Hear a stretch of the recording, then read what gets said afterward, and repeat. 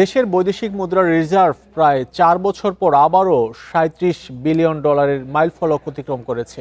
সোমবার দিন শেষে বাংলাদেশ ব্যাংকের নিজস্ব হিসাবে রিজার্ভ দাঁড়িয়েছে $37.05 বিলিয়ন। রপ্তানি আয় ও রেমিটেন্স রেকর্ড প্রবাহে ঘুরে দাঁড়াচ্ছে দেশের বৈদেশিক মুদ্রার মজুদ।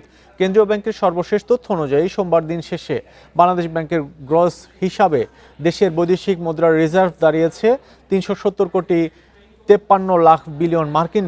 প্রতি সপ্তাহে সর্বোচ্চবার বিকাশ পেমেন্টে 50 জন হবেন পেমেন্ট চ্যাম্পিয়ন। জিতে নিন টিভি সহ আকর্ষণীয় সব প্রাইজ। আর আন্তর্জাতিক মুদ্রা তহবিল IMF এর BPM6 হিসাব পদ্ধতিতে রিজার্ভের পরিমাণ দাঁড়িয়েছে $32.48 বিলিয়ন বা 320.48 কোটি মার্কিন।